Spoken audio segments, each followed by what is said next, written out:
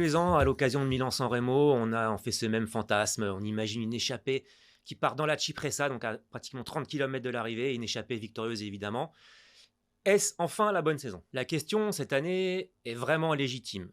Parce qu'on a un des grands favoris, Pogacar, qui n'a couru qu'une fois cette année, mais il a fait un raid solitaire de 80 km. Donc on l'imagine capable d'attaquer, encore une fois, il reste moins de 30 km dans la Cipressa, donc c'est pas très loin pour un coureur comme ça. Je pense qu'il va attaquer. Quand on commence à le connaître, il prend ça vraiment comme un jeu, le cyclisme, moins ses adversaires, mais lui oui. Je l'imagine bien attaquer dans la Cipressa, c'est du domaine du possible, voire même du probable. Est-ce pour autant la bonne tactique? Paradoxalement, je vais dire non, parce que ça paraît, aussi talentueux soit-il, un peu loin quand même, notamment à cause de cette partie intermédiaire entre le bas de la descente de la Cipressa et le pied du Poggio. On le voit tous les ans, ça roule à fond derrière, il y a encore beaucoup d'équipiers. Et pour un mec tout seul, c'est quand même compliqué. Il pourrait arriver au pied du Poggio avec quelques secondes d'avance. Mais là, c'est Pogacar, ok, mais il tapera dedans comme tout le monde. Enfin, un peu moins que les autres, mais il tapera dedans quand même. Derrière, ça peut aller très très vite face à un homme tout seul. Donc je ne crois pas que ce soit la bonne tactique à adopter. Je dis ça se trouve, il va me faire mentir. Il va gagner avec une minute d'avance, évidemment, c'est Pogacar.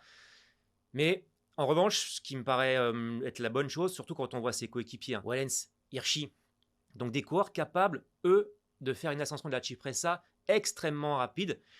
On a vu ce qui s'est passé sur les Strade Bianche. En fait, on a compris un peu après avec les interviews des uns et des autres. Quand Pogacar attaque, c'est pas fulgurant, mais tout le monde est déjà cuit. C'était juste au moment de la prise d'antenne, donc ça, on ne pouvait pas le savoir, nous. Et là, je pense que c'est un peu la même chose qu'il faut faire. Donc, mettre tout le monde dans le rouge. Je pense qu'un si Tim Wellens monte la Cipressa à fond, 99,9% des coureurs sont à fond eux aussi, et pas Pogacar, parce qu'on a compris, encore plus cette année, il évolue dans une zone un cran au-dessus. Quand tout le monde est à fond, lui, il a encore cette possibilité d'accélérer. Donc, j'imagine Cipressa vraiment mené tambour battant par son équipe. Encore une fois, il a les équipiers pour essorer un maximum de monde et après attaquer dans le Poggio, là où attaquent tous les grands champions. J'avoue, j'étais un peu fou, mais j'ai regardé où se situait le Turquino dans le parcours. Non, c'est quand même définitivement trop loin. Il y a 150 km de l'arrivée. Bon, 80, 150, c'est pas la même chose. Et puis en plus, c'est vraiment un terrain qui s'y prête pas. Mais j'ai regardé, parce qu'avec ce coureur-là, il faut s'attendre à tout. Un Turquino à 80-90 bornes de l'arrivée, je me serais dit pourquoi pas. Là, non, c'est quand même définitivement trop loin. Aussi fort soit-il, c'est très compliqué pour un coureur comme Pogacar de sortir tout le monde de la roue dans le Poggio, comme l'a fait Van Der Poel l'année dernière. Mais Van Der Poel, c'est Van Der Poel. Pour Pogacar, ça paraît plus compliqué, même si encore une fois, il est capable de tout, on verra bien. C'est possible, je pense, de le faire si, au préalable, la Cipressa a vraiment été montée très très très vite et que lui, étant plus fort, il souffre moins que les autres, c'est évident. Donc il a mis un peu tout le monde dans le rouge, y compris Van Der Poel. On le rappelle, l'inconnu Van Der Poel, ce sera sa première course de la saison. Mathieu Van Der Poel qui a déjà fait sa rentrée à l'occasion de Milan-San Remo, il y a de cela 2 ans, lors de la victoire de Matej Mohoric. Donc, il avait fait 3e. Donc, même s'il n'a pas couru, on imagine que s'il se présente au départ à Milan, c'est qu'il est très fort. Et d'ailleurs, c'est là aussi un peu paradoxal. En tout cas, moi, c'est comme ça que je le ressens.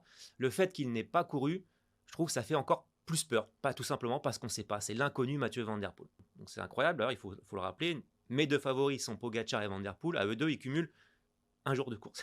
Quelle course, certes, mais quand même, c'est très très peu. Il n'y a plus de débat Paris-Nice, Tirreno-Adriatico pour préparer Milan-San Remo. Avec ces gars-là, tout change. Donc, oui, c'est possible pour lui de lâcher tout le monde à la pédale, dans le Poggio, comme je l'ai dit, là où tous les grands champions ont su le faire. Si la Cipressa a été montée très vite, si ça roule très très vite avant d'aborder le Poggio, et si le pied du Poggio est abordé à très très grande vitesse, et il a les coéquipiers pour ça. Il y a tout qui match. Après, un Pogacar, il descend très très bien. Évidemment, en bas, il reste pas beaucoup de kilomètres, il roule très bien. Donc, il coche toutes les cases pour sortir tout le monde de la roue à partir du moment où la course aura été rendue difficile.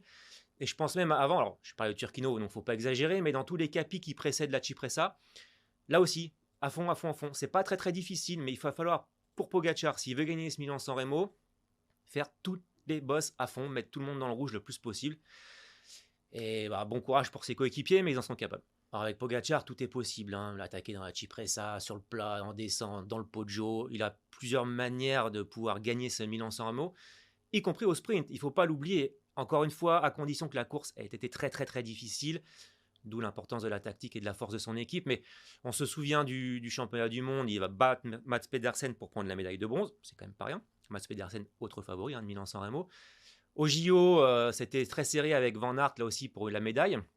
d'argent cette fois. Donc il est capable. C'est pas parce qu'il a pas lâché tout le monde dans le Poggio qu'il faut écarter Pogacar de la course à la victoire, hein. Vraiment jusqu'au bout, il peut gagner de toutes les manières.